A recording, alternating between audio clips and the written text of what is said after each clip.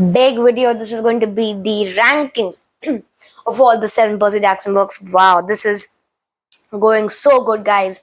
The views also coming in great, so thank you from the bottom of my heart. And after this, we are going to do Heroes of Olympus. So first, as promised, the rankings.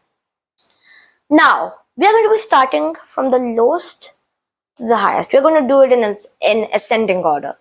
So let's do my least favorite book, and I think that's pretty standard for almost every Percy Jackson fan, and that's The Sea of Monsters. As I've already told you in my review of this book, that it is interesting but boring and pales in comparison to the other Percy Jackson books. So that's all I've got to say about this. It's 7.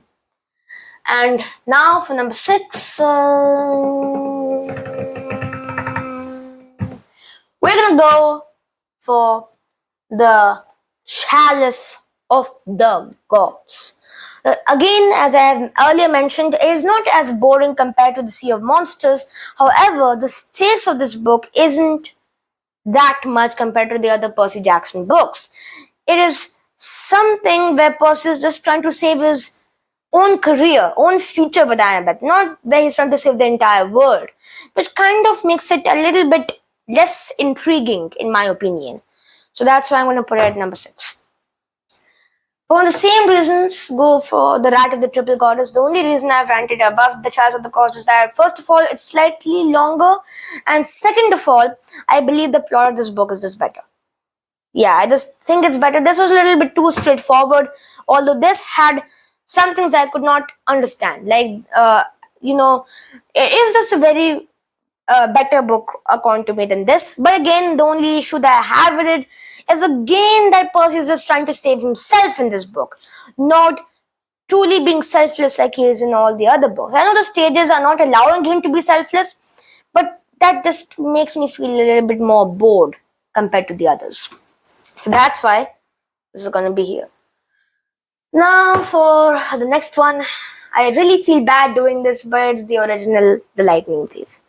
The Lightning Thief can get a million extra points, I don't care. But if I'm just trying to be non-biased completely just by rating a book, then I have to keep it here at number 4. If I was doing it on the basis of nostalgia, on the basis of how it started the entire series, then a billion extra points to this book. But for now, it's number 4. Now, for the third one, this is one. The Titan's Curse. The Titan's Curse, again, never will get you bored. Very good book. In this book, Percy saves Annabeth in this book, and in Heroes of Olympus, Annabeth is trying to save Percy. It's just a good roundabout, and I just really like this book overall. So it's brilliant, and go read it, I guess. It's number 3. Number 2. Now for the top 2, who am I gonna pick? It's going to be The Battle of the Labyrinth at number 2. This is the book that Rick Riordan himself stated that he had most fun while making, and I can truly understand that.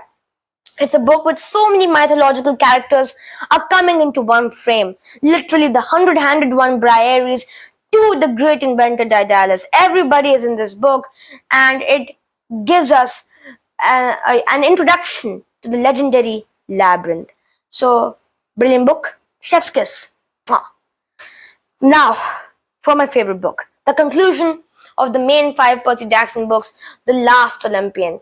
Now, many people have do highly rate this book, while others do not rate it as their number 1 book. Others prefer to keep The Battle of the Labyrinth or The Titan's Curse. The reason I'm putting it here is that do not think that you could end a series better than this. I do not think. It's just a brilliant closure. Annabeth and Percy start in their relationship. It's just so wholesome, at the same time emotional at some scenes, such as when Beckendorf dies or when Luke sacrifices himself. It's a perfect blend of comedy, emotions, and just mystery at the same time, because we get to know the great prophecy. And we only get to know what the cursed blade is or the hero is at the end of the book. So it's a perfect Rick Riordan, brainchild. So brilliant. That's the end of the rankings and end of the Percy Jackson review and ranking, and now we're going to be moving on to the Heroes of Olympus. And after this, the much awaited ranking of all 12 books together. Stay tuned.